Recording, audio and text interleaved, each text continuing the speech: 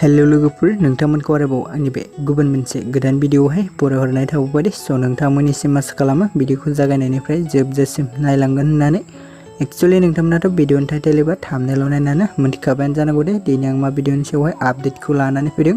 ओमफ्राय लोगोफोर जायफोरा भिडिअखौ नायनो इन्टारेस्ट मोनो भिडिअखौ जागायनायनिफ्राय जोबजासिम नायलांब्लानो जाबाय दे लोगोफोर, जाहाथे नोंथांमोना भिडिअखौ नायनानै मोजाङैनो बुजिना लानो हायो दे लोगोफोर।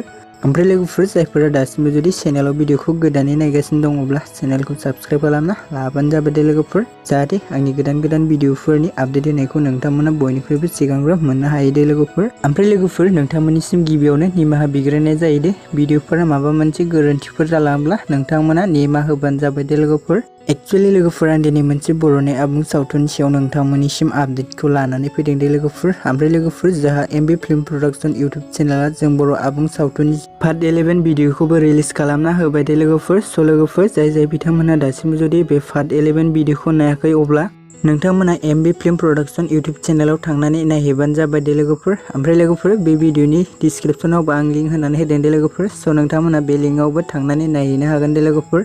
ओमफ्राय लोगोफोर भिडिअखौ नायनानै माबायदि मोनदों कमेन्टनि गेजेरजों फोरमायहरबानो जाबाय दे लोगोफोर। एक्चुअली लोगोफोर जों बर' आबुं सावथुना पार्ट 11आवनो जोब्बाय दे लोगोफोर। स' नोंथांमोना नायनो होनब्लाबो मोननाय नंला दे लोगोफोर, मानोना बे जों बर' आबुं सावथुना पार्ट 11आवनो लास्ट जाबाय दे लोगोफोर। स' लोगोफोर जाय बिथांमोना दासिमबो जुदि बे जों बर' आबुं सावथुननि पार्ट 11 भिडिअखौ नायाखै अब्ला नोंथांमोना MB फिल्म प्रडाक्शन इउटुब चेनेलाव थांनानै थाबैनो नायहैबानो जाबाय दे लोगोफोर। ओमफ्राय लोगोफोर नोंथांमोनाथ' गोबाङानो मिथिखायो नङा होमबा लोगोफोर, बे भिडिअनि स्ट'रि स्क्रिप्ट प्रडिउसारानो जादों मिथुनराम ब्रह्म बिथाङा दे लोगोफोर। आरो लोगोफोर बे जों बर' आबुं सावथुननि डिरेक्सनखौ खालामदों नायस्रां गयारि बिथाङा दे लोगोफोर। एक्चुअली लोगोफोर जों बर' आबुं सावथुनाव गुबैयै फाव खालामनायखौ नुनो मोन्दों बिथां मिथुनराम ब्रह्म आरो रिंकि दे लोगोफोर। ओमफ्राय लोगोफोर बिथांमोनजोंनो लोगोसे जों बे भिडिअआव गुबैयै फाव खालामनायखौ नुनो मोनबावदों मोगथां, फैला, मेन्डेला, अनिल, प्रेक्टिकेल, राजाश्री, दांखोलोदो, अबिनाश, प्रबिन, मिजिं आरो कृष्ण दे लोगोफोर।